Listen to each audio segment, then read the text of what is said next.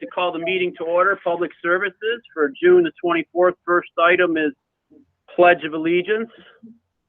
I pledge allegiance to the flag of the United States of America and to the republic for which it stands, one nation, under God, with indivisible, with liberty and justice for all. Okay, we'll need an adoption of the agenda. Romano adopts the agenda. Moved by Romano, support by Leonetti. Please vote.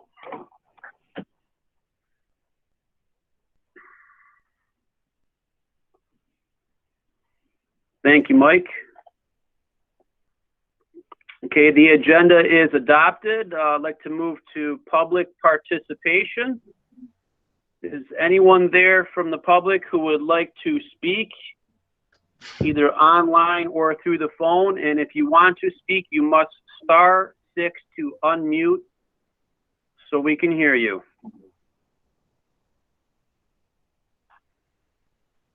Anyone online who would like to speak? Can I speak? Who's that? My name is Mike Zubas. Go ahead, Mike. Give us your name, address. You have 5 minutes, Mike. Go ahead.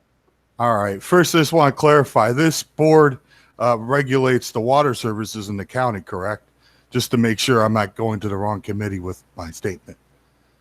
Well, we can't respond to anything that the public talks about, but we do have discussion on the agenda today, a permit that relates to a Chapaton pump station and a state agency.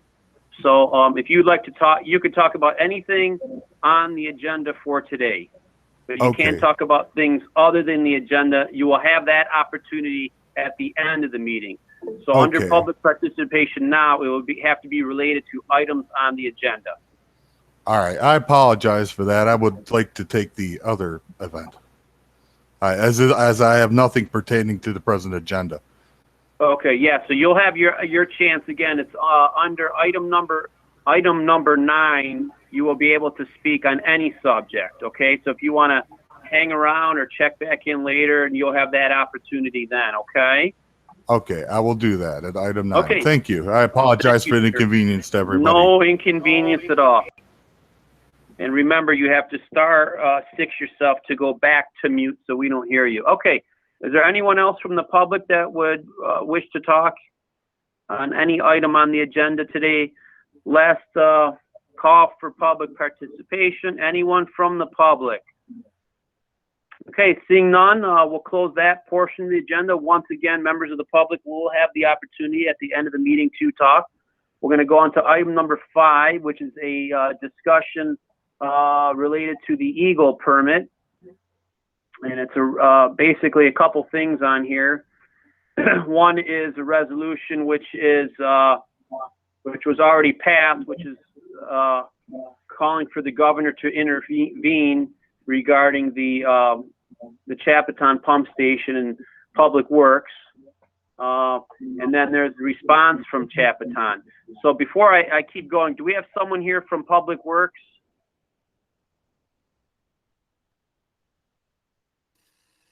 Candace Miller, can you hear me, Mr. Chairman? Yes.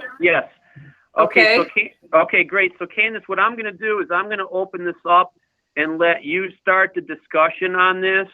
Okay, and then we'll take some questions and answers from commissioners. And after you speak, we're going to ask the folks from ECHO, from the state.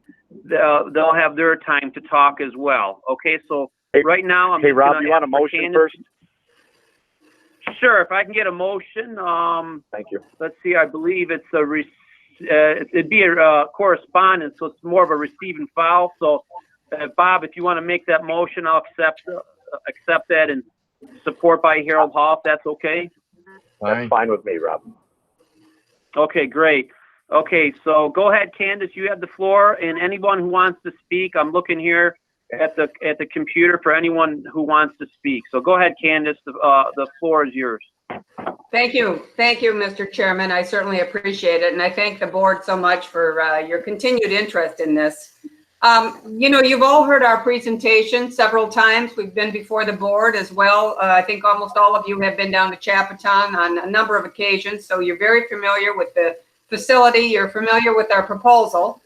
I think I would just try to say this. We have a fundamental disagreement in Macomb County with EGLE regarding this proposal because we in Macomb County do not want to keep discharging sewage out into Lake St. Clair, even if it is treated and permitted by EGLE. And EGLE is saying that it's okay to discharge sewage into the lakes as long as they permit it. So let me just address, because I know there are a couple of folks from EGLE here today, and they're going to speak to why they want to deny this project, and that's fine. And this is a good forum for all of you to hear this.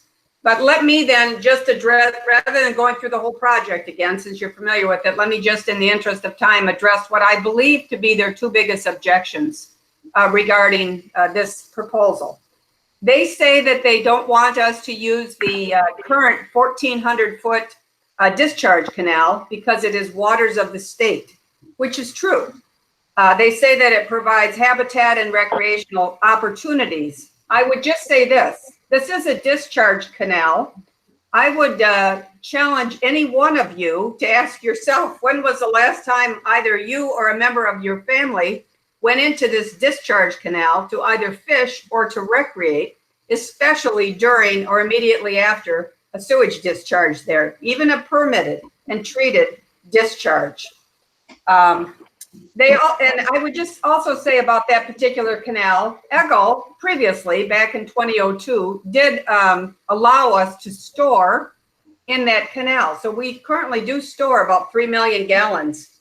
And so we're saying, well, we just want to go bigger. And they said, well, yeah, but it's too big. We did allow that, but now that you agreed to the waters of the state, and this is too big.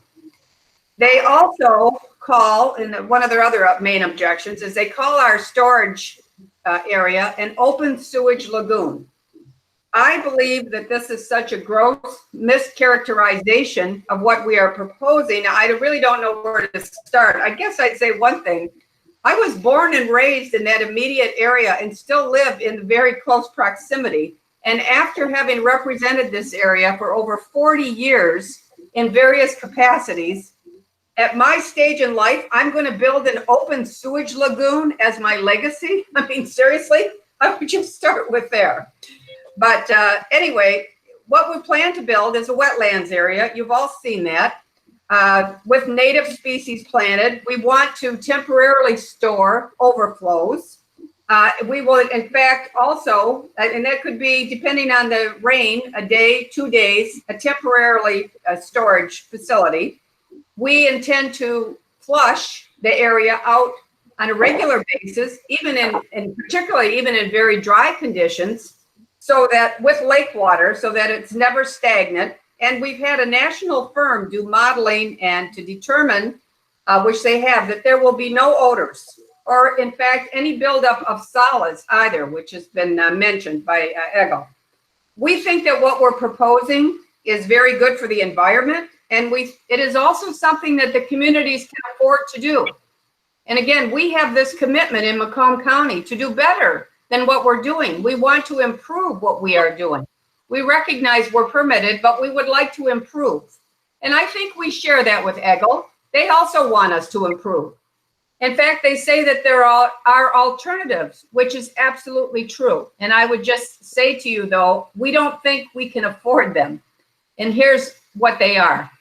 First of all, optimally, you would actually separate the sewers in East Point and St. Clair Shores.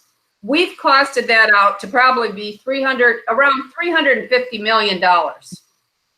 I mean, we are not going to bankrupt the cities in order to do this. So it's just not possible. Unless EGLE wanted to mandate that, it's up to them. We can't mandate it. EGLE would have to do that. They also say that we could build an additional retention basin. Again, they're correct. That is true. We estimate it to cost between 90, say almost $100 million. Again, not economically feasible. And they also say, and I finalize with this, they also say that we should use green infrastructure. which is also a component of this, not only in this drainage district, but everywhere. And as all of the commissioners know, we are leading. We're like a national model, practically, our department now on green infrastructure all over Macomb County. So we believe in green infrastructure. And in the Chapaton drainage district, we are doing that when is possible. But in order to have enough green infrastructure to make an impact on these combined sewer overflows, we would literally have to bulldoze entire neighborhoods of East Point or St. Clair Shores and plant trees, which is probably not anything that any of us are going to be advocating for. I'm certainly not. The last thing I would say, as all of you know, there has been a unanimous resolution passed by this board, by the County Board of Commissioners, unanimous. The St. Clair Shores City Council has passed a unanimous resolution in support. The SEMSD has passed a unanimous resolution in support. All of our state office holders, including all of the state reps and the state senators in the Macomb delegation, are in favor of this project. And also our congressionals have been, both our United States senators have been out here, out to Chapaton, expressed their support. In fact, our United States representative in Congress, Andy Levin, has been on the floor of the House of Representatives on at least one or two occasions and specifically mentioned Chapaton and how important it is to water quality. So we're all very committed to improving water quality. I believe that EGLE is also committed to improving water quality, but we have a huge difference of opinion of what we can actually do here. And we're hoping that they will approve our permit. They have not formally denied it yet, but they have indicated that they intend to deny it. So I would just stop with that. Okay, great. Thanks, Candace. Open it up for questions. I have Commissioner Harold Hall first.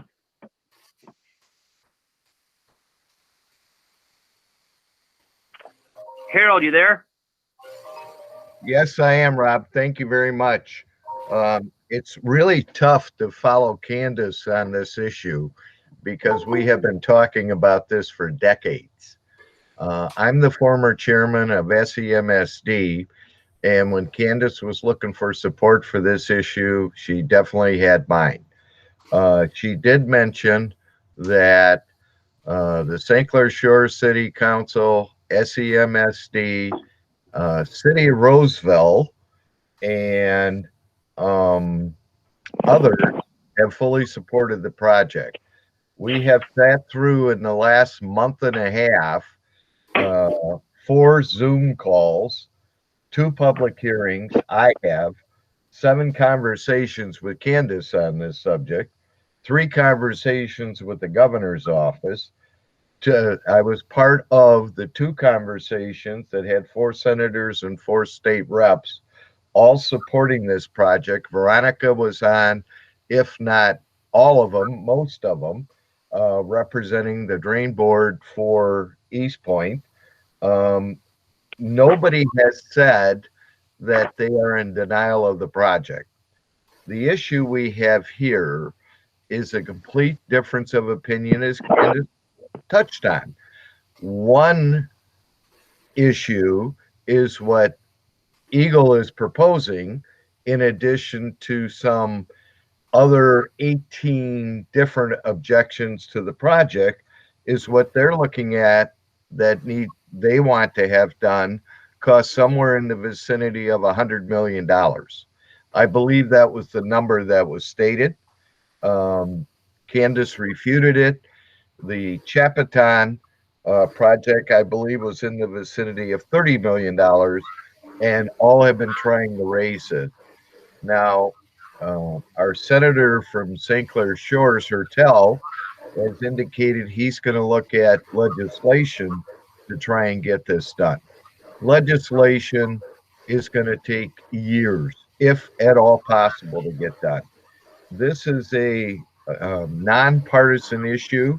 We have supported this project through unanimous proclamations, and I appreciate Phil being on the phone But as he heard my replacement state representative, John Chirkin, state, we are dealing with differences of opinion on not only 1,500 feet of state water, but how to accomplish this objective. And in the last Zoom conversation, there must have been 8 to 10 different suggestions, including moving it farther upstream. This really isn't as big as an issue because raw sewage is treated. Well, I believe it was Candace, you showed a picture last winter of raw sewage underneath the ice that made the water look brown. If that's not a issue for clean water, I don't know what is. So I appreciate Phil being on the line. Phil's not the one that he works for someone. And I've heard in both the Zoom conversations the various 20 reasons that Eagle does not want to approve the permit. Personally, and I'm going to defer to my other colleagues to ask questions, I think the permitting process is a done deal. Eagle's going to deny the permit. They have sent, I think, Candace, you can correct me if I'm wrong, 17 differing options and proposals for you to do, none of which is affordable. None. And what you have looked at and presented to Eagle to obtain the permit makes sense. It's supported by all the elected officials. So personally, I think we can ask all the questions we want at this particular juncture. And as my replacement, John Chirkin, said, and I quote, it's not going to make a damn bit of difference, unquote. So with that, I will conclude. I am the former chairman of SEMSD, as well as John Chirkin, and the current chairman of SEMSD, Bob Taylor, all from Roseville. We have supported this project at Chapaton for over 20 years. And Candace took the initiative to try and find a way to get it done and accomplished. And now we're running into, I'm going to call it bureaucracy. And personally, I think the one that needs to get involved, and we have talked to the governor's office, had a third meeting with her, with Candace and Eagle and Hertel, to sit down and try to find a way to accomplish this. If we can't find a way, we're going to find a way. So with that, I will relinquish the floor and thank you, Chairman, for allowing a very long Leon Droulet dissertation. With that, I'll conclude.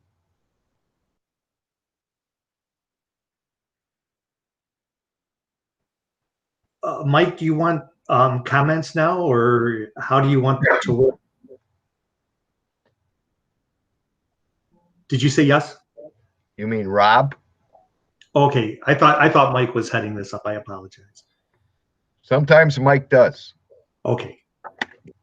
Rob, would you like us to respond now, or is that what you want, or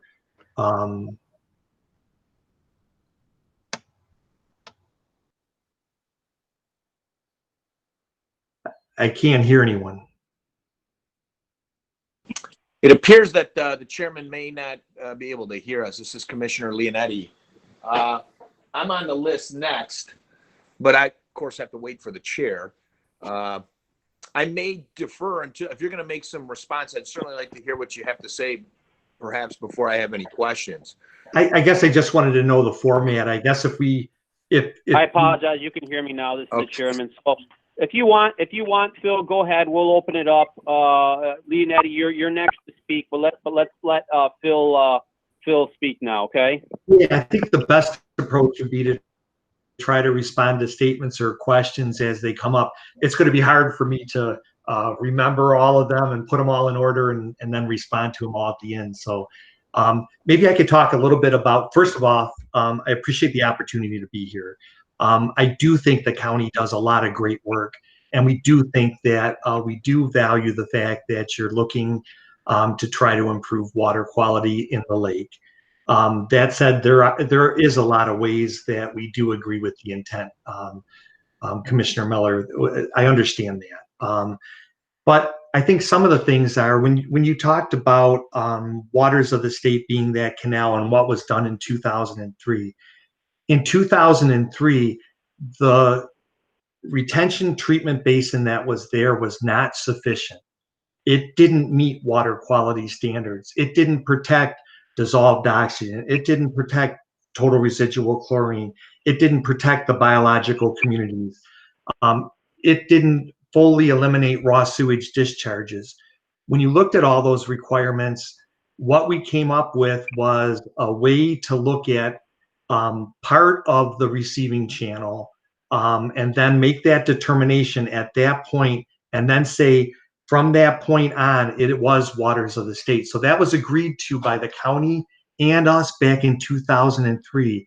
And a good project was done then to make sure that we met adequate treatment. Now we meet adequate treatment. And I'm hearing conflicting stories. One is that this wastewater discharge is horrible. It's like raw sewage. And then there's no issue with it because there will be no solids that settle out. There'll be no odors. It basically meets water quality standards. It can't be two ways. We think what it does is we think that it does protect water quality, and we can look for other items that would really help this lake, like looking at on-site systems, looking at the IDEP that I think, Commissioner Miller, I think you did look at the IDEP and you saw an apartment structure and a subdivision that was going there. We think there can be more focus on the illicit discharge elimination program moving forward. And the other thing that I think is moving forward is the MS4 program, the Urban Stormwater Program. I think when you look at that and you realize the items that we can correct under the post-construction monitoring condition that is in there now, not only is it going to take place in separate storm areas, it's also going to take place in combined areas. So we feel that upstream green infrastructure, that upstream area, when it's redeveloped, as areas are redeveloped, it will be a slower process, but it also won't give up our other obligation that we have to make sure the waters of the state are protected. That 1,500 feet means something to us. It provides an opportunity for recreation. The public trust permit is also denied at this point, so we can't use that public trust water, the waters of the state in that area, to move forward with any other project right now. It's our obligation to help protect that. When we talk about treatment, we talk about treatment upstream of waters of the state, and that's what the dilemma that we have right now is. We can't issue this modified permit when the permit meets water quality standards. We heard today that it won't provide much solids. There will be no odor concerns. If that's the case, then I'm not sure I understand what the purpose of spending $30 million is to increase the storage downstream when we have treated water that's meeting water quality standards. So those are some of the issues that we're trying to deal with. And we think there are upstream ways. It's a voluntary thing. It's not our requirement that you are building this facility or propose to build this facility. We are trying to move forward in a positive way with you on looking at the in-system control structures. I think there's already a meeting scheduled with the county there. We think that's a good project. We think looking at the MS4 permit and the post-construction requirements is a positive project. We feel there's wetland projects that are happening that are also positive. So we want to continue working with you, but we can't take, our obligation is that we can't take waters of the state in order to provide increased storage for something that's already meeting water quality standards. Okay, thank you. So I have Commissioner Leonetti next to speak. Thank you, Mr. Chair. Appreciate it. Phil, I heard what you said. And yes. I got a couple questions so that I can frame some other questions to you. So, sure. From my understanding, in 2002, that canal, more or less, I'll call it a canal, you're saying that there was an agreement done where that became part of the state's waters instead of belonging to Chapatin? That's correct. Yeah, from the gate structure downstream, it's waters of the state.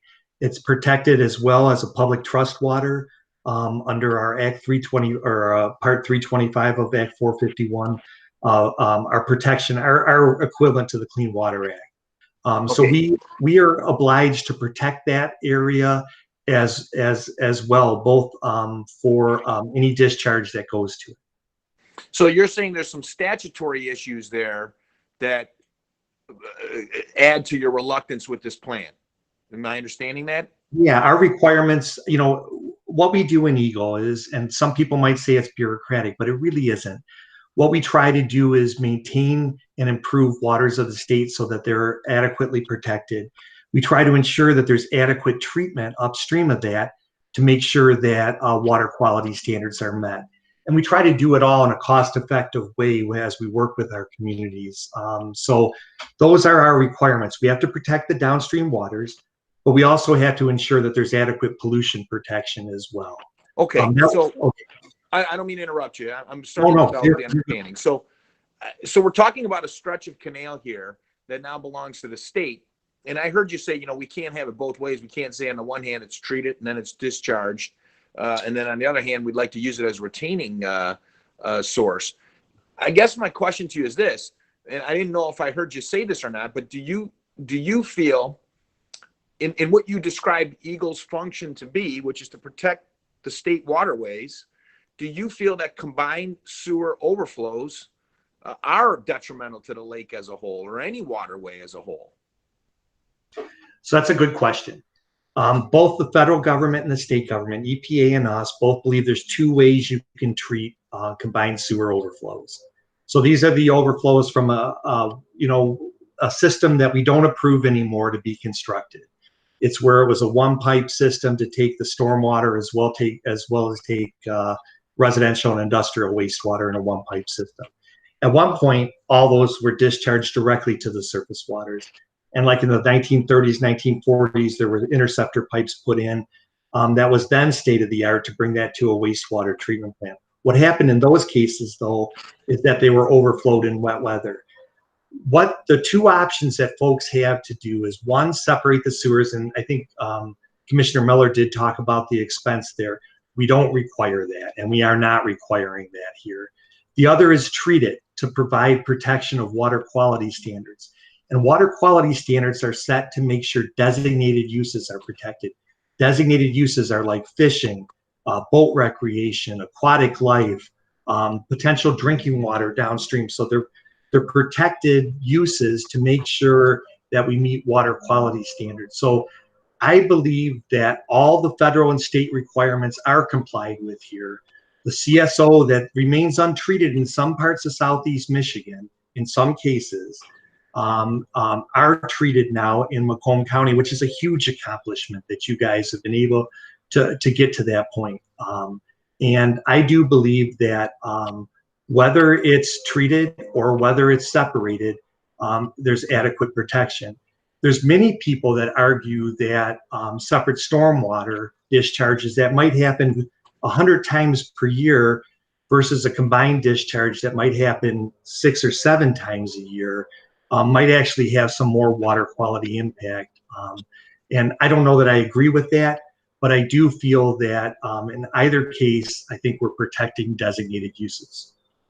Okay, so that's your position in terms of where you're at in your department, is that Yep. It's protected. Now, That's our position, yes. Right. Okay. Now, in a perfect world, if we were able to contain more water, treated or untreated, isn't that a good solution as well? I mean, I guess that's what we're trying to do here, is to contain more water so we can reduce CSOs. You know what I mean? It's kind of a cost benefit analysis. I mean, I get what you're saying, and certainly I don't think I've ever gone fishing, and I'm a boater. I've never seen a boat on that canal in my entire life. Not that I'm there 24 hours a day, but I've been around for 22 years.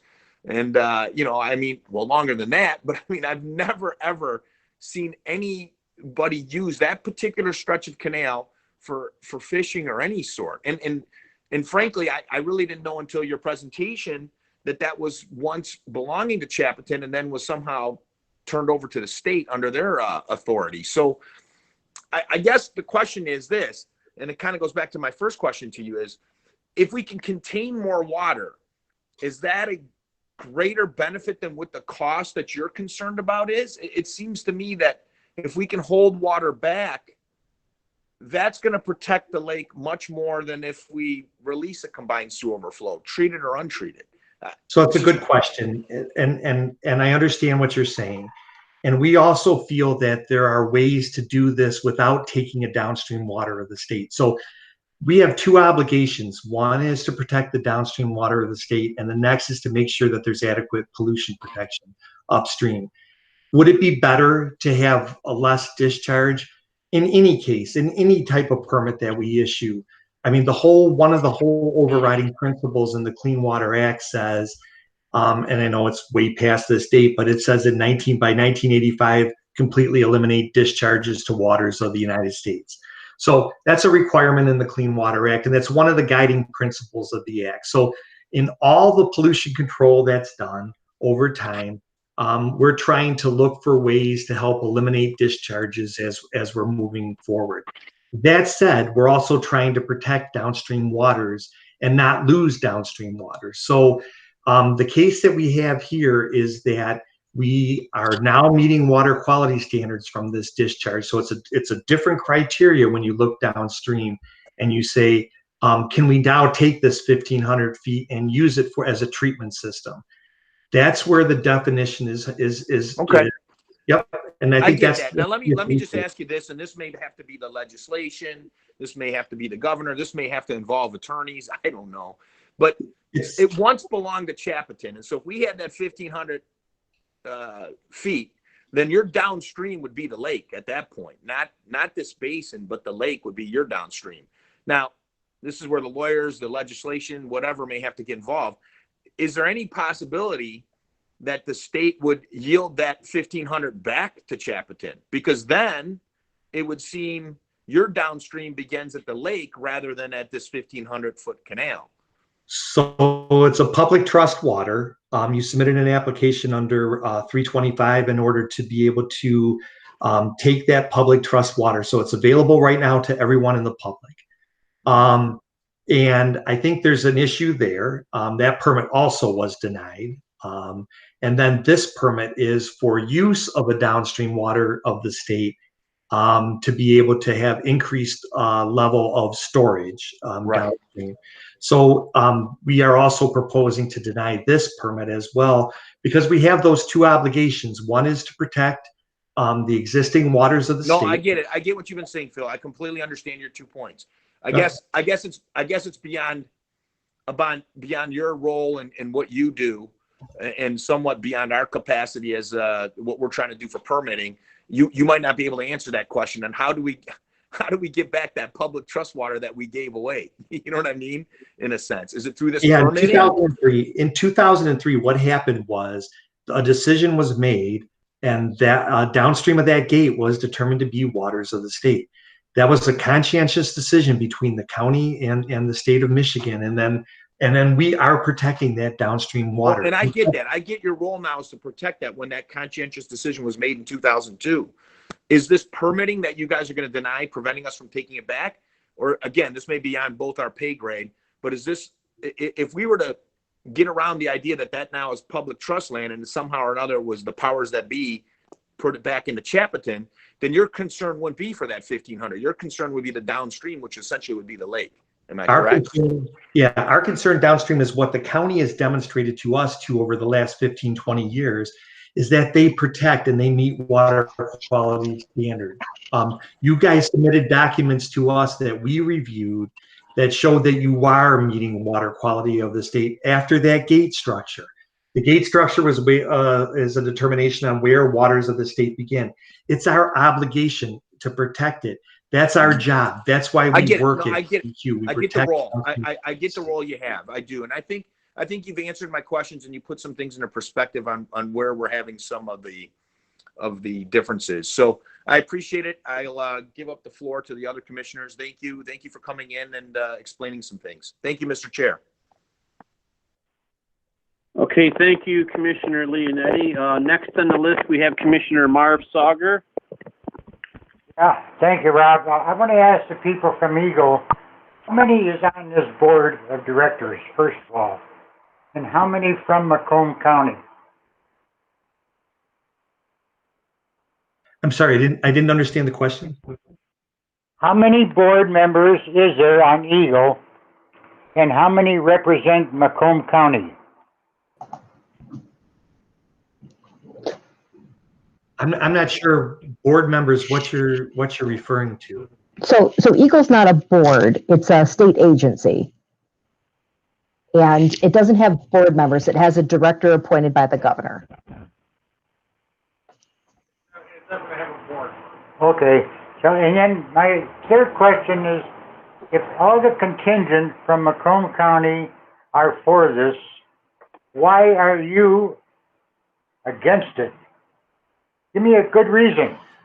I've heard your comments, but the whole contingent from Macomb County wants this, and I understand there's two people that do not want it. Why? So let me tell you a little bit about what our requirements are. We work and we protect per state law as required by the Clean Water Act, the federally required Clean Water Act. We have delegated programs in the state of Michigan. It's an executive-based department, like Teresa indicated. And our obligations are to protect downstream waters of the state and also ensure that there's adequate pollution control to protect those downstream waters. So we feel that we are doing both of these with the proposed permit denial.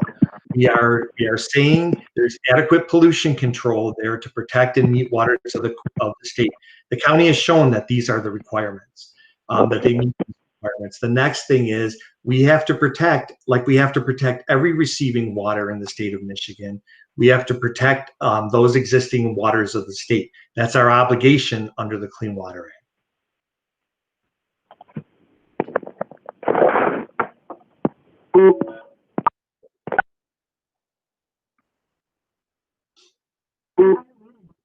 Okay, Marv, you all set with that, Marv? Okay, I'd like to open it up. Commissioner Leon Drollet, you're next to speak, please.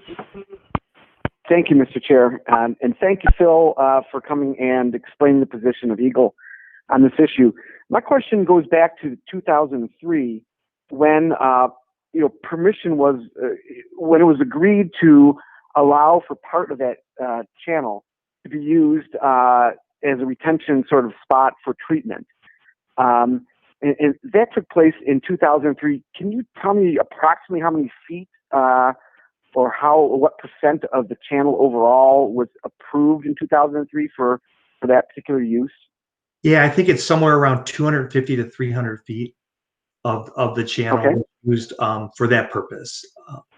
Okay, because as I read through the accompanying documents sent by the department, I kept wondering to myself why that 200 feet is different than the 203rd foot. In other words, what makes that gate magic? So it's a good question.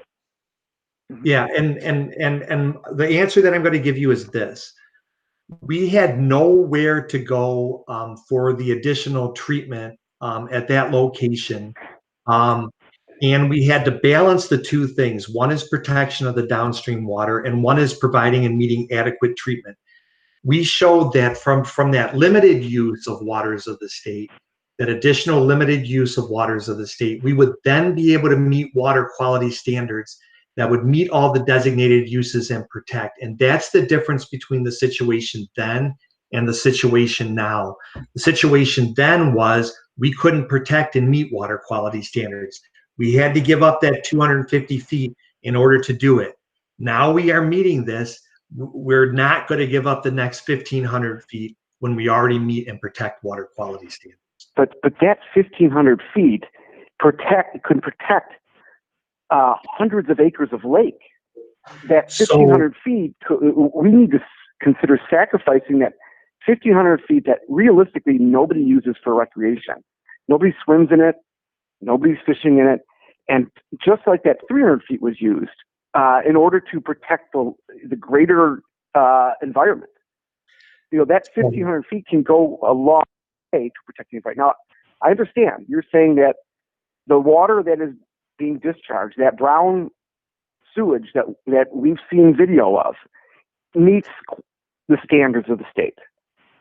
I have to say that I think there's something wrong with the standards.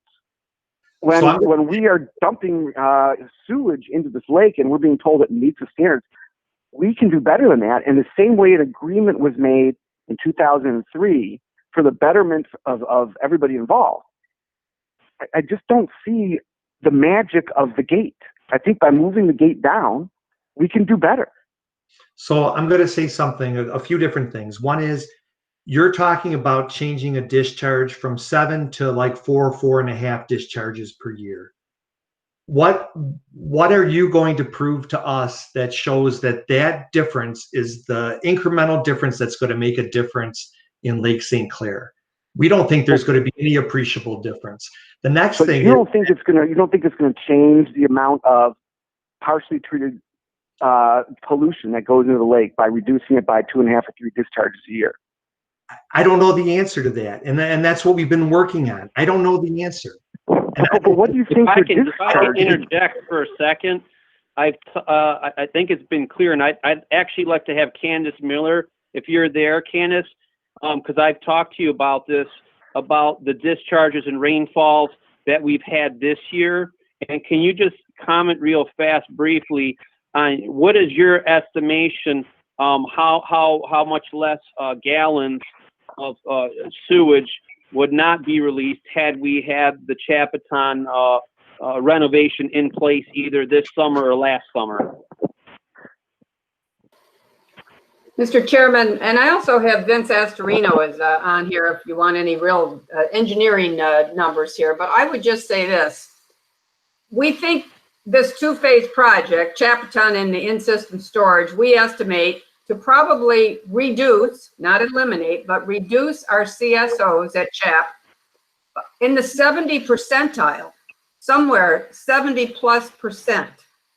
If we don't have this canal expansion approved, we are continuing to do the in-system storage, as Phil has mentioned. We are hopeful that they're going to work with us on that one.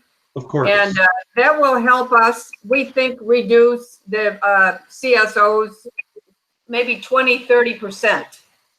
But with both of these, we could be reducing them in the 70 percentile. Now, you can't say it's going to be, okay, it's always 4 or 7 or 10. Some years we've had, you know, in the teens as far as how many discharges. It depends on the weather god, how much precipitation we're getting, how many heavy rain events we're getting.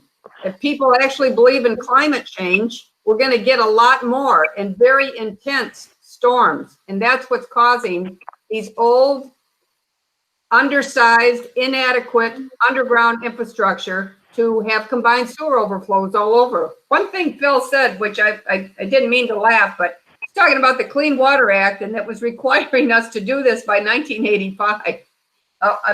I don't know, last time I looked at my calendar, it's 2020. So whatever happened, even with the canal back in 2003, okay, everybody did the best they could. Macomb County, Chapaton, at that time, whatever you were called, the Department of the Environment or whatever.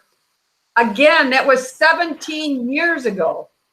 I think things change, and hopefully this is a change for the better if we could get permitted. Thank you, Mr. Chairman. Yeah, let me comment on just a couple things. About the 1985, that was from the act that was Clean Water Act, that was 1972. So they were wishful thinking, but it's in the goal statement, and I understand that that's a time way back. But many other states have met the goal. Other states have met the goal. Other states of the 8 states in the Great Lakes Basin. I sit on the Great Lakes Commission, not to interrupt you, but other states have met that goal. They don't have combined sewer overflows. Not all of them, but some of them. So Michigan has the most, way far more than anybody else of combined sewer overflows. So we can do better.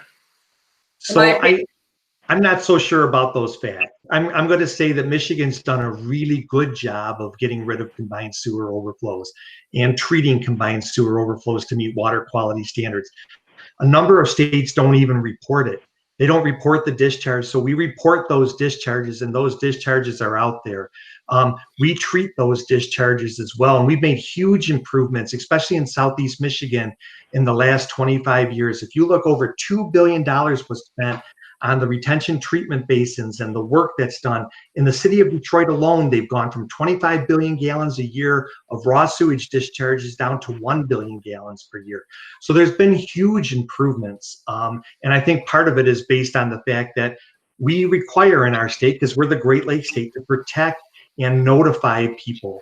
And I think in Oakland County and Macomb County, you've achieved the requirements in terms of treating discharges that were raw in many cases before that, are now treated. So I think there's been a huge amount of improvement in the state of Michigan. And maybe what we can do is come to the Great Lakes Commission and let them know about all the different things that have happened in the last 30 years for the combined. Well, you'd have to use the correct numbers, Phil. When you mentioned that there's only 1 billion gallons coming from the city of Detroit, I think 2 years ago it was 9 billion. It depends on the year. It depends on the year. So don't pick the best year and say this is where we are now. You can do it on a number of averages. And the only other thing I would say, listen, don't start talking about Oakland County here. Man, you are running into a hornet's nest. Yep. So let me tell you about which discharges their combined sewer overflows about 5 or 6 times as much as what we have. And I know you permit that. As you know, in the Red Run drain, after some of their discharges, every tree in the Red Run drain is full of sewer wipes. Sewer wipes. They didn't fall from the sky. And we had all the DNA. We sampled it. We took it to a lab to see if it was human DNA. It's human. So I know you permit it, but we don't like it. So let me tell you a little bit about that event. And we really appreciate the fact that you were out there. We watched the video. We looked into it. We issued a violation notice to the Red Run drain. We issued to the GWK facility, and we're currently working on what issues happened at that. No, I pointed it out to you because you guys told me I was nuts. I just walked out there because I happened to be in an area having lunch and took the pictures. But I don't go to the Red Run drain for lunch every day after a heavy overflow. All right, I'm going to stop here. So okay, hold on. So Commissioner, let's get back. I want to get back on the speaker list. I do want to tell Commissioner Miller something. We are looking at compliance and enforcement based on that event that was out there for the GWK facility. And we do think there were some operational issues that they have to contend with, where they may have discharged some of the sewage that was meant to be dewatered on the downstream side of their gates and discharge that out to the receiving water. So we really appreciate that fact, and we are enforcing and doing compliance activities with that permit to correct it. So you are right, and we went out and we did see some errors. Now, that said, there's also a number of discharges as well from the stormwater system. So a good IDEP, I don't think we necessarily have a good IDEP program in our MS4 permits, and we need to look at those as well, because any of those illicit connection discharges of sanitary sewer to those stormwater drains might be contributing to some of that issue as well. And we think that could be an issue in Macomb County as well as be an issue in Oakland County. So those are some of the things that we're trying to do. Mr. Chair, this is Commissioner Joad. If I still have the floor. Go ahead. You still have the floor, Leon. Go ahead. Please continue. Thank you so much. What I'm concerned about is that I'm hearing that the solution proposed in 2003 was technically adequate to allow us to get permission to dump pollution. It's met a certain level. And Macomb County wants to do better than that. It may meet technical requirements that allow us to pollute. But our goal is to stop polluting, not to meet requirements and get permission to pollute. The solution that was implemented in 2003, all the objections to the extending it that I read in the report about what to do in the winter and the effect it has on potential wildlife and the plant uptake in certain seasons, all that would apply to the vegetation and the canal on one side of the gate as equally as it applied on the other side of the gate. So those objections, don't seem to make sense. For some reason, they're considered serious objections 1 inch outside of the gate, but not a problem whatsoever on the other inch inside of the gate. The solution that worked in 2003 can work here, but the reason why it won't work here is we're being told that you're good enough. We've given you permission to dump pollution at a certain level. You're okay. And that you're only going to reduce discharges from an average of 7 a year to 4. And that we don't know that that's going to reduce pollution. Like inherently, one would think that reduces the pollution. You're going from 7 discharges a year of partially treated pollutants to 20, 30, 40% fewer. We're not discharging clean water when we have to do the discharge. It's pollution. I understand what you're saying. Inherently, it's less pollution. And just finally, waters of the state is a designation of is a legal designation on a piece of paper. The people in this region are essentially being denied an opportunity to dramatically reduce the pollution that goes into their source of recreation and drinking water because there's some ink on a piece of paper designating water an inch outside the gate differently than the water inside the gate. That's why this appears to be a bureaucratic, not specifically to your agency. Your folks have to abide by those pieces of paper and the words on the piece of paper. But to the citizens, we're being told that we have to live with the level of pollution that we're permitted to do because there's some ink on a piece of paper somewhere that says we can't move the gate 1 inch and dramatically improve the water quality for the entire lake, significantly improve the water quality for the entire lake. I don't know what it's going to take to remove the magic of that gate, to allow it to move 1 inch, a foot, a yard, 300 feet, in order to really improve the water quality of the lake. But what I'm hearing, it's about pieces of paper. It's about you're meeting pollution standards that are allowable. You're polluting within accordance with your legal ability to pollute. And if you want to do better, you better find a way to afford it, because the other solutions that are out there are 2, 3, 10 times more expensive. And the people of Macomb County, the people surrounding Lake St. Clair, simply can't afford the solutions that we're offering them because there's a piece of paper somewhere. Let me respond a little bit to some of your comments. Thank you. I think they're good, but let me talk about them. One is about the cost. Okay, we're talking about what we've heard from the county is that there's hardly any solids that would develop. There won't be any odors because of this. Then we're saying, look at this discharge, how bad this discharge was. Those don't make sense.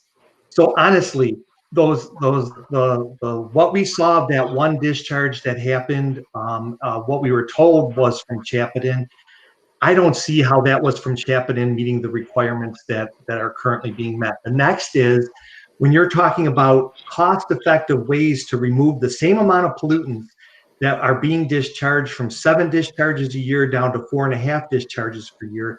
It's correction of a relatively minor amount of on-site septic systems that could be discharging directly to surface waters.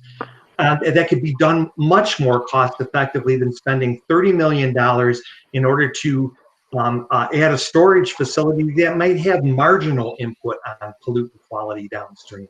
There's other things that you can do that are less costly upstream as well. The green infrastructure program is going to be mostly placed on private developers as they redevelop land and have to infiltrate or control the flows that are being discharged.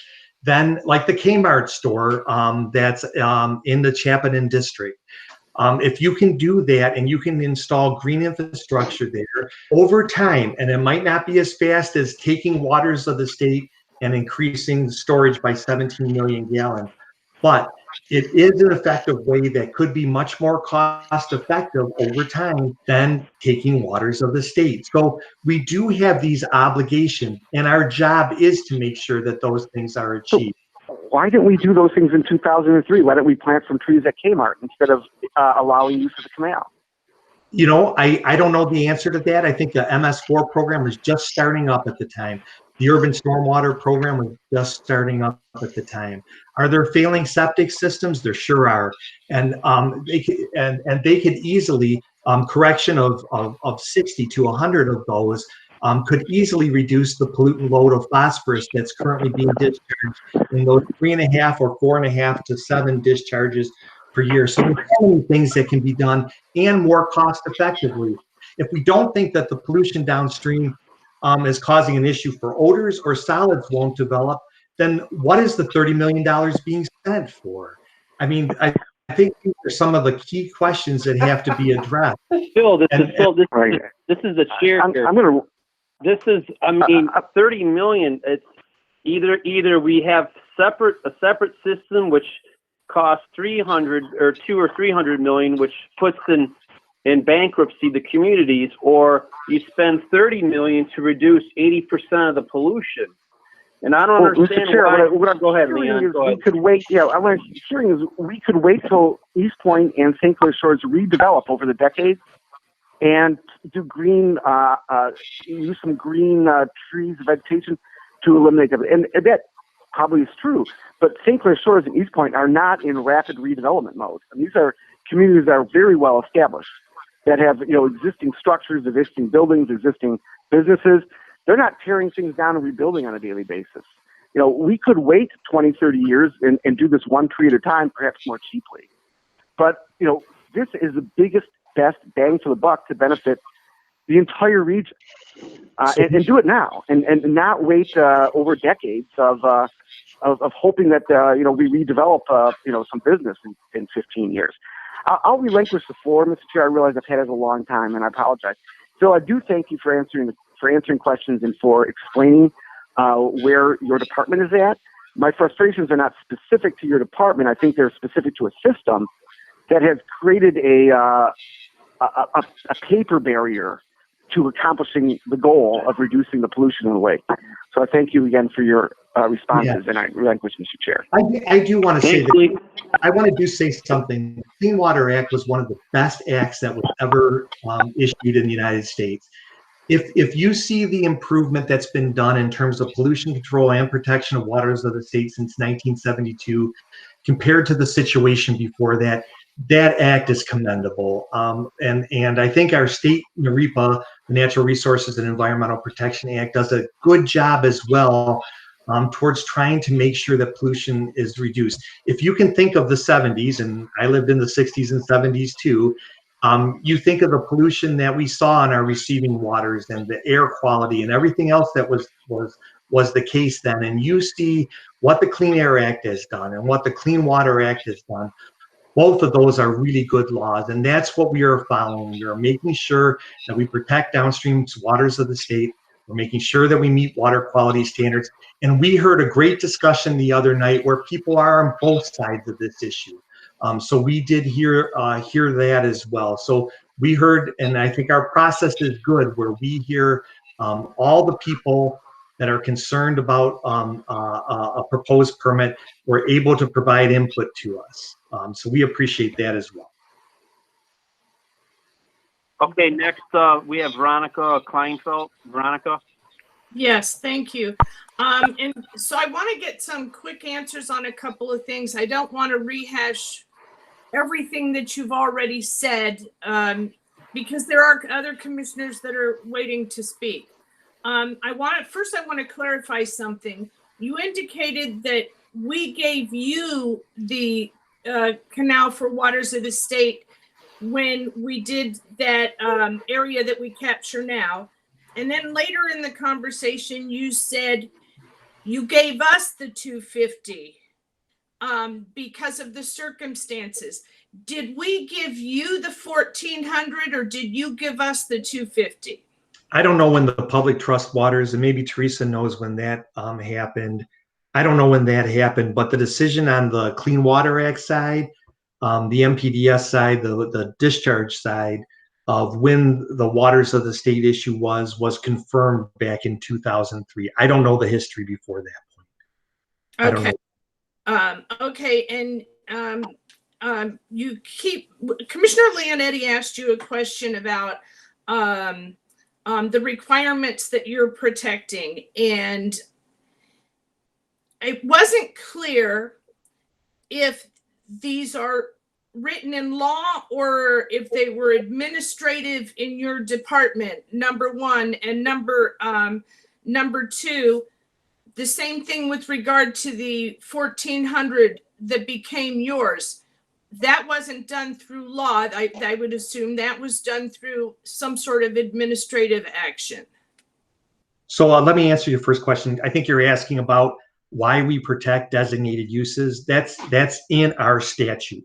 That is required of us to make sure that we protect for agricultural use, recreational use, fishing, swimming, aquatic resources, that we protect all those designated uses in the downstream waters of the state. That's required of us in the acts that we administer, both the Federal Clean Water Act and the state NEREPA. Okay, you keep referring to this as downstream in waters of the state, and my son fishes there. So I showed him a picture and I said, show me where you fish. And he doesn't fish in that canal. They fish on the other side. Nobody's boating in there. Nobody's swimming in there. Nobody's fishing in there that I have seen. It's a canal that is enclosed by three sides.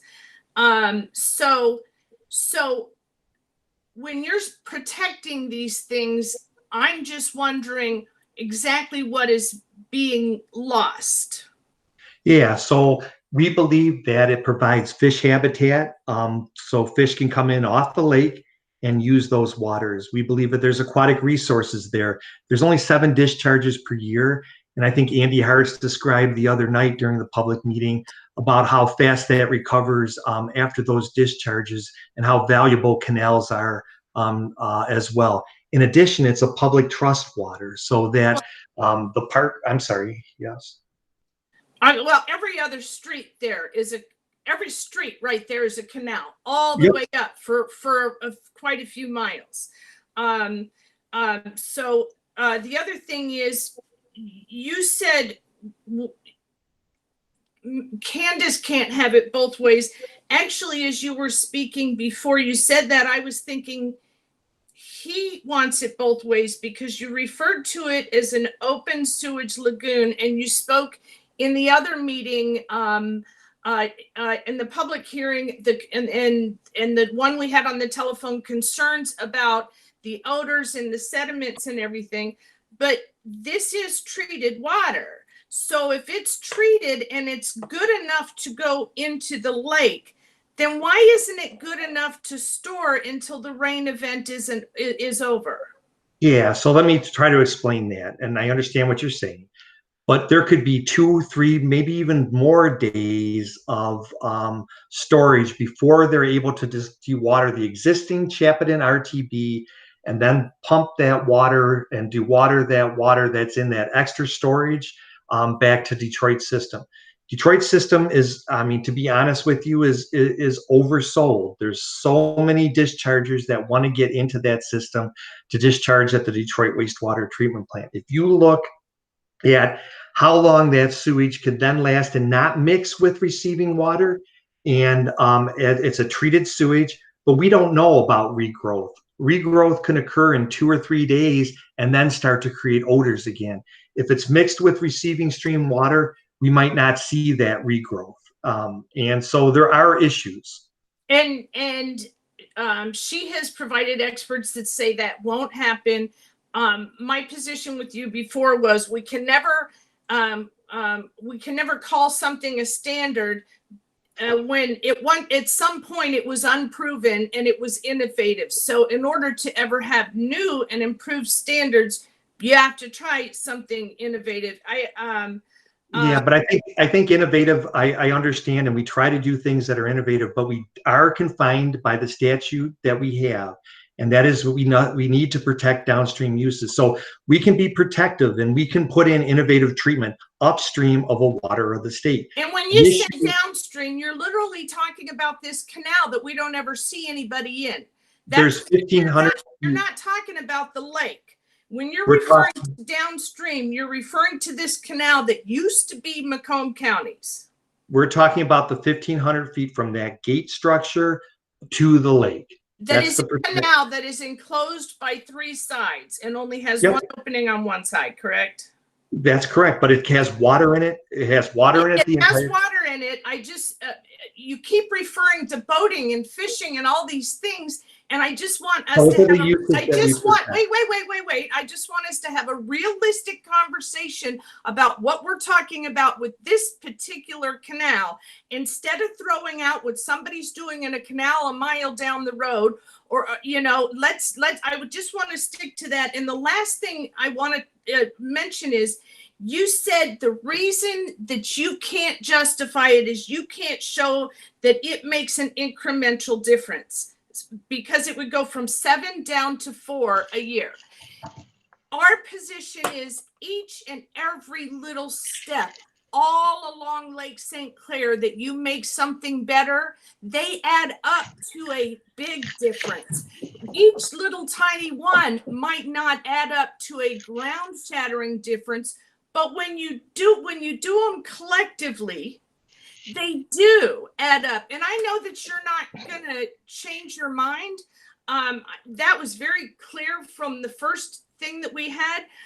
But have you stood and looked at this canal, go on a weekend and see how many people are fishing and using it? And because I feel like we're talking about 2 different canals. Yeah, and I understand what you're saying. It's a public trust water. We are protecting it to meet designated uses. When you talked about things that can happen, that would be, I could give you 2 or 3 things that can be done that are less costly, that would be able to provide increased. I'm glad, by the way, I'm glad that you said that, because I really have to, with regard to the redevelopment, I do have to say this. These are bedroom communities. These houses are going to be here in another 100 years. There isn't going to be the kind of redevelopment in these communities that will make a difference tree-wise, and that shouldn't even be on the table as a discussion, because it's very rare for parcels to turn over and get redeveloped in our area. We're landlocked, and most of it is houses.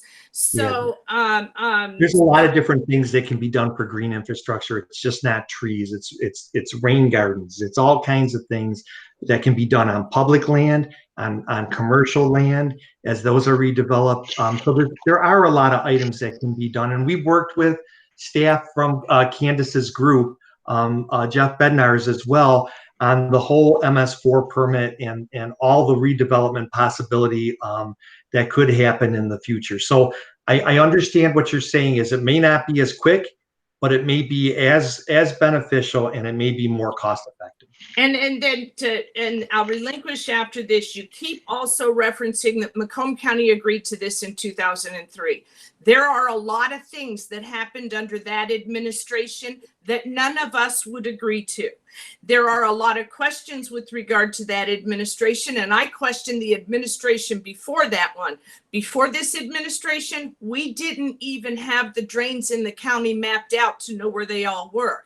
So we're not all going to hang our hat on what Macomb County agreed to in 2003. That probably isn't a great thing to bring up. And with that, I'll yield the floor. Thank you.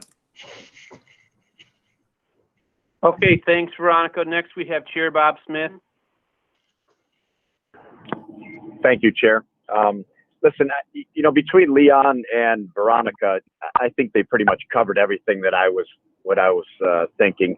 I do have to say that one of the issues here seems to be the typical bureaucracy of, it says this on paper, therefore we have to live with it, as opposed to getting out to the canals, like Veronica says, and looking at this. This canal is not used for all of this stuff. It would be a much better use to store that water and backflow it into the system. We keep talking about meet state water quality standards. Well, I challenge anyone on that board to go sit out there, go swimming right outside of that discharge when one of those discharges occurs, and tell me this, it is a state water quality for emergency discharge. Let's not confuse it with drinking water. this is not something we want to do and want to have happen. We want to eliminate this type of thing. So it just saddens me to think that it just seems like we're talking, well, the paper says this is what the rules are. We can't do anything different, even if when we walk out there, we see that everything is different than what we're saying.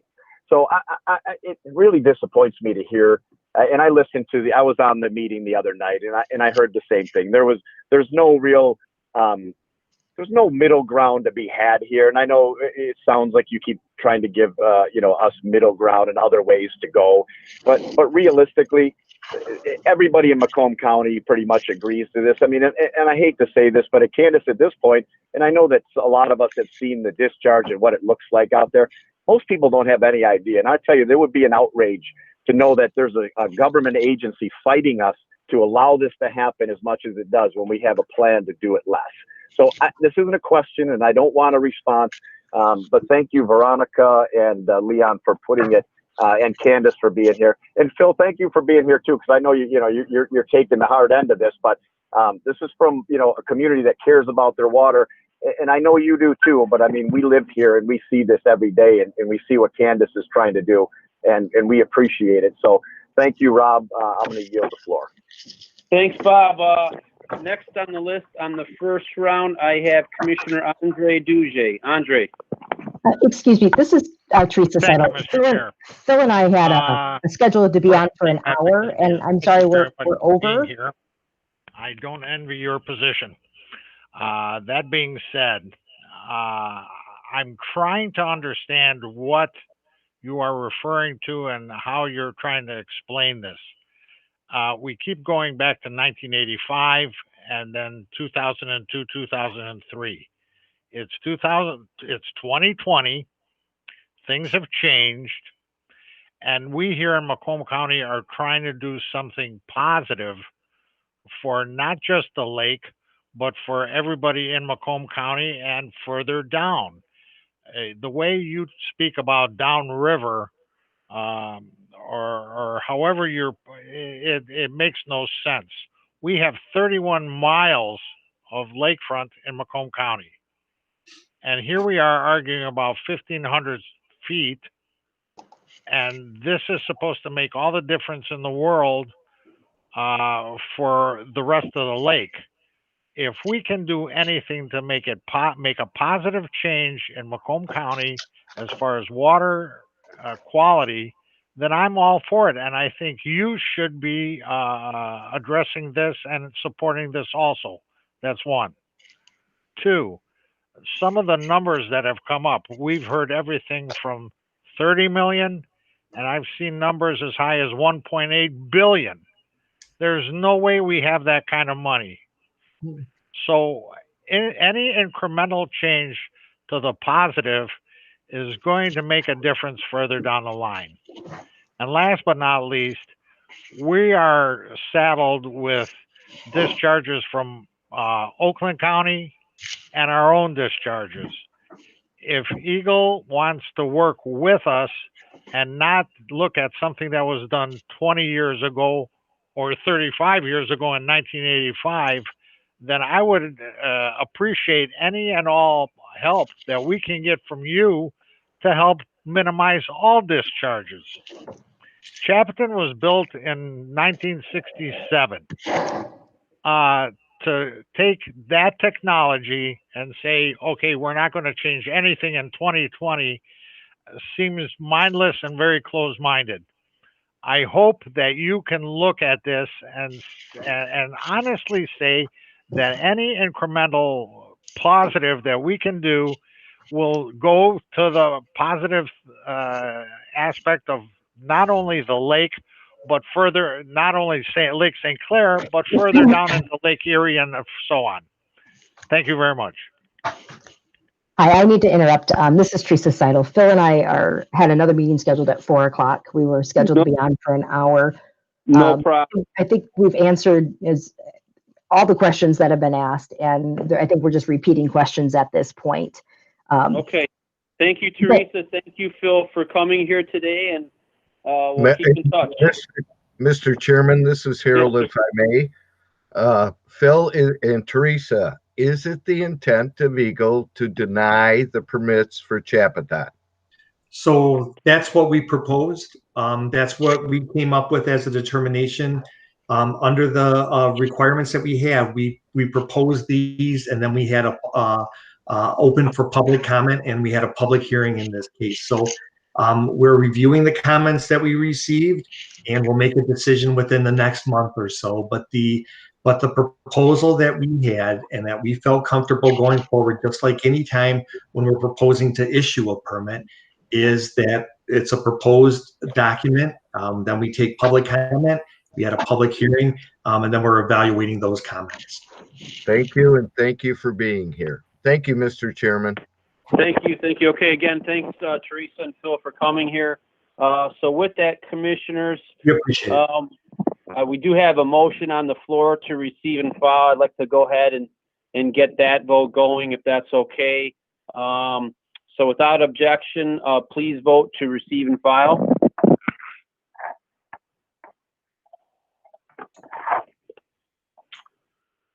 And that will conclude discussion with Eagle.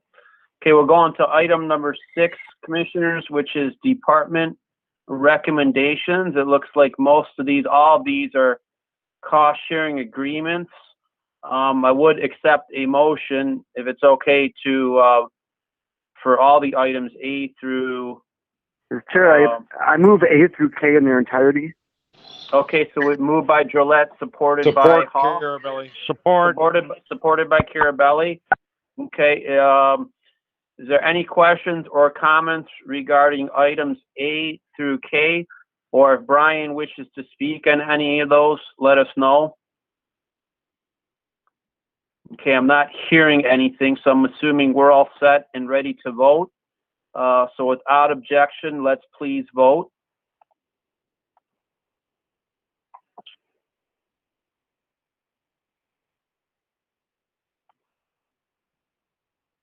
And that passes. We'll go on to the next item, which is a bypass item. Contracting special pavement marking project. We need a motion for that.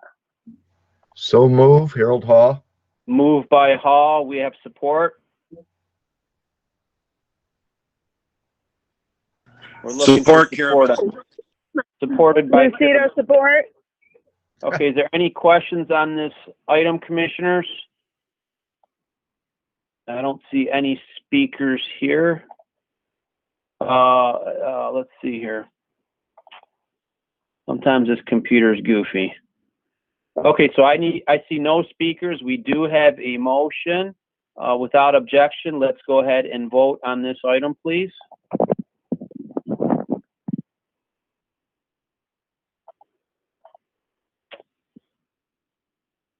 Thanks for waiting through all this, Brian. If you're still there, we appreciate it. Yeah, sorry, commissioners. I was kind of multitasking and trying to keep an ear on this. But yeah, if there were any questions, I could answer them. But if not, thank you very much. I think we're all set because we had no questions. Thanks for coming here today, Brian. Great, thank you. Thank you, commissioners. Item number 7, commissioners, is correspondences. I'll take a motion to receive and file A through E. So moved, Mr. Chairman. Moved by, Support, Lucido. supported by, I believe that was Lucido. So let's vote on receive and file the correspondence, please. Okay, that passes. Item number 8, new business. Any new business, commissioners? I will say this, if no one's speaking, I will. It was very interesting, this meeting. It's clear where the state is, that they're going to deny this. All the commissioners who spoke, you had a lot of great things to say. Veronica, especially you were right on. It seemed like they like to, talk round and round in a circle about what happened 30 years ago and 20 years ago, and not just on the basic subject of of what we're trying to do. And I don't understand that, but we have to be prepared for that. It seems that they're going to deny it, and we have to figure out what type of recourse we have as a county to go forward with this, and what our options are. Okay.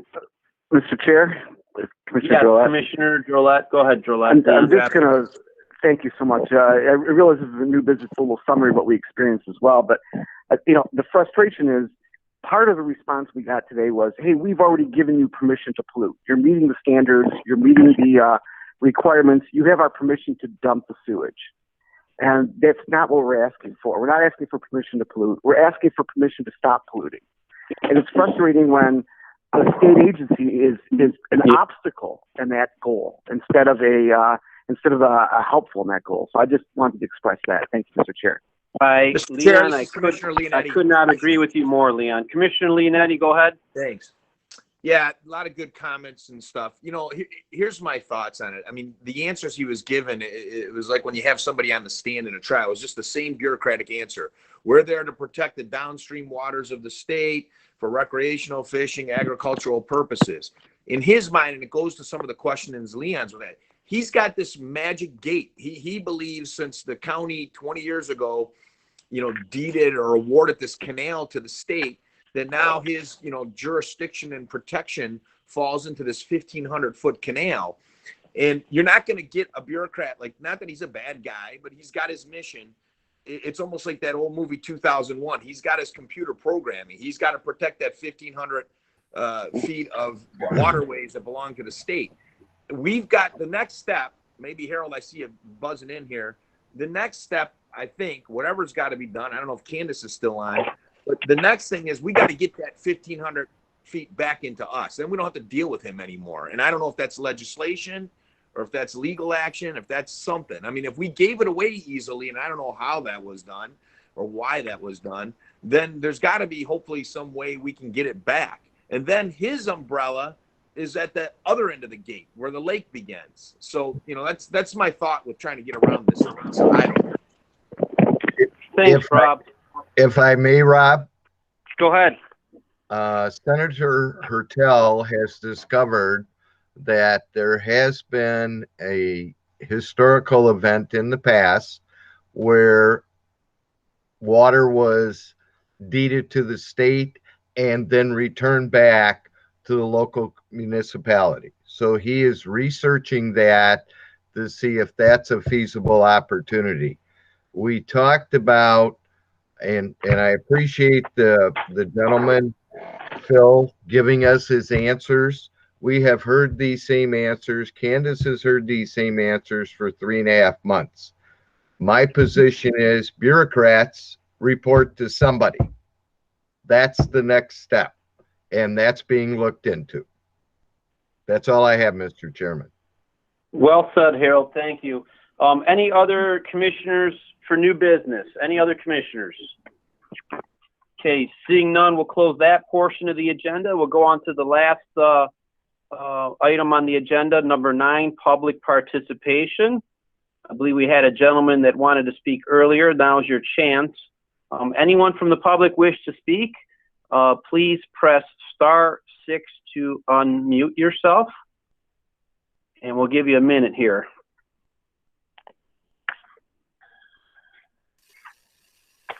Mr. Chairman, this is Candace Miller. I just wanted to tell you I'm back on. I don't know if you needed me on or somebody told me to call back in.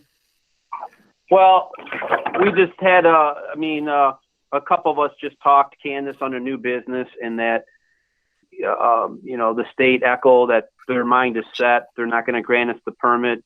What's our next recourse? Harold mentioned, they have to report to someone. The next level up, I guess that would be the governor's office possibly. And, what would be our next recourse? So I guess maybe I would follow up, allowing you to speak to that. Well, Harold's absolutely right. They're, they have a director who is not, interested in overturning her regulators, I guess, or her bureaucrats there. I know they were upset that we were calling them bureaucrats, but that's really what they are. They've both been working in that department, and they have done a lot of good things. They have over the years. they've both been working there for 2 or 3, almost 4 decades. So many things that they've done have been good, but you know, you can see what their position is. They got this thing written in a book somewhere, and that's all that they're going to be looking at. So I wish they would hurry up and deny it. I mean, why prolong this anymore? Let's get it over with. But yes, the governor is really the only recourse if she would intercede. So your resolution that you passed was spot on. And then Harold got it passed as well by the SEMSD, same kind of thing. And then St. Clair Shores also looked at that. We're saying, asking the governor to intercede. Whether she will or not, I don't know. So as was mentioned, Kevin Hertel in particular is taking the lead on some possible legislation to go around the regulators. You know, I don't know what else to do really, other than the governor intercede. But I mean, if she's not going to, then I guess she's not going to. And legislation. Other than that, I really am sort of at a loss here. Okay, well, thanks, Candace. Appreciate all your hard work, and let's try Chair and be Mike, positive. Commissioner Romano, if I may. Go ahead, Joe. Candace, Commissioner Romano here. I just wanted, you know, I'm sure I'm expressing the thoughts of all the commissioners, and we appreciate what you're trying to do. I can imagine the frustration that you're going through. Keep this in mind, Candace, and I'm speaking for all the commissioners, and I don't have to backtrack on this. We support you 100%. You are the queen of Lake St. Clair. I give you that title honestly because you are. I've been in this county most of my adult life, and I use the lake quite a bit, probably a lot less than more than some of the other commissioners. But we're behind you 100%. Don't stop. Keep pushing. Something's going to happen. I certainly hope for the good. Thanks for the chair. Thank you, Mike. Thank you.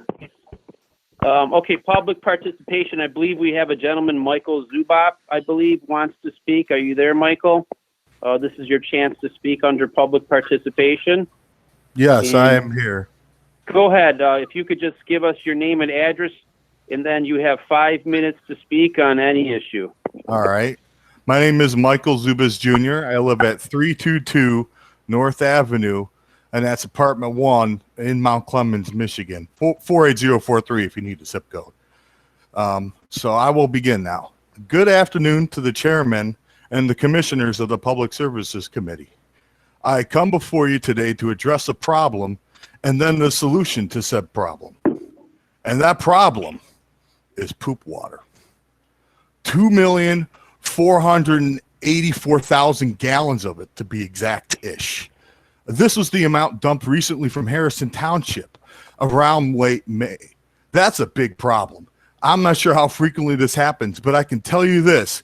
It happens enough to build the E. coli levels up far enough to have us shut down Metro Beach so much that we had to rename the damn place, which is sad.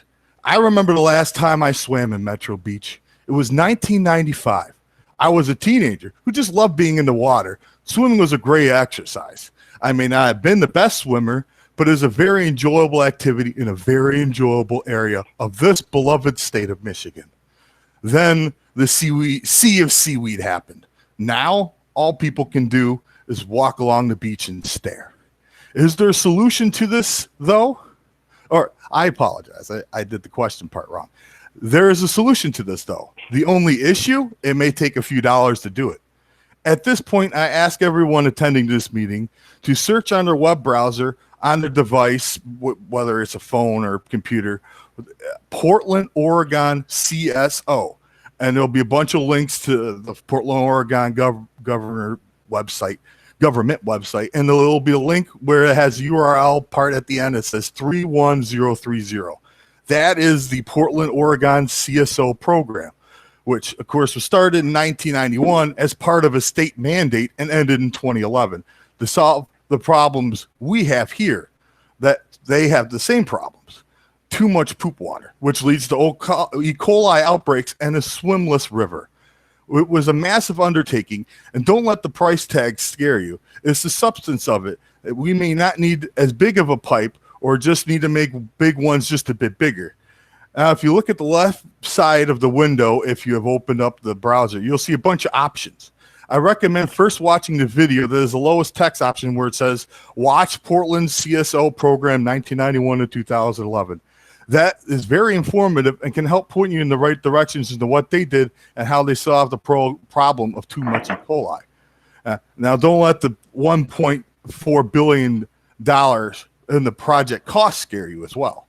Portland has a much larger population density compared to us.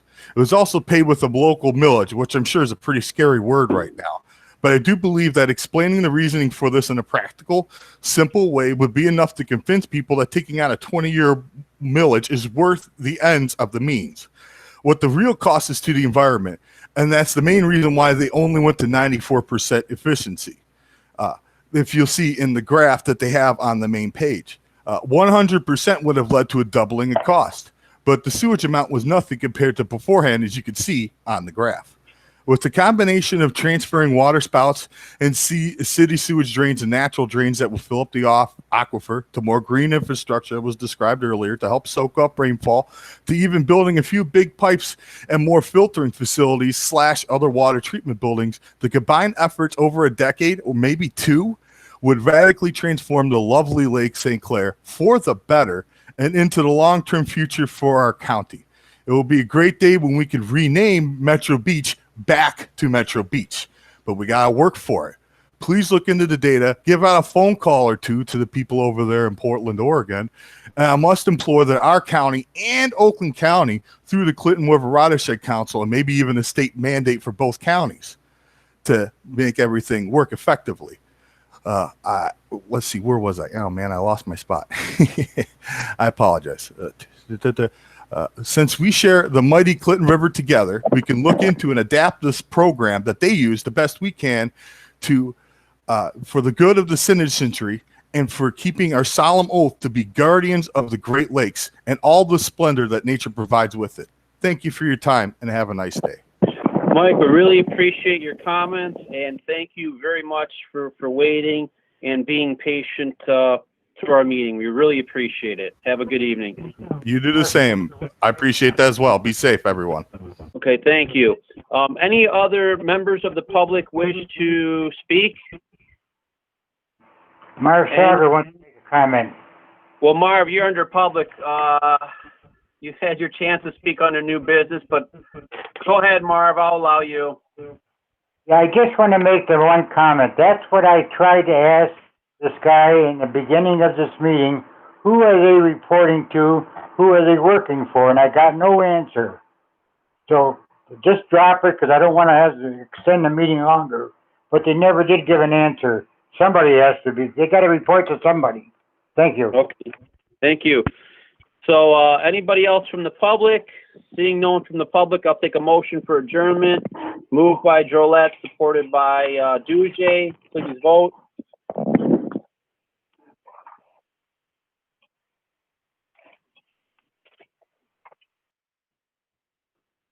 Thank you very much, commissioners, and we'll see you next time. Please be safe and healthy.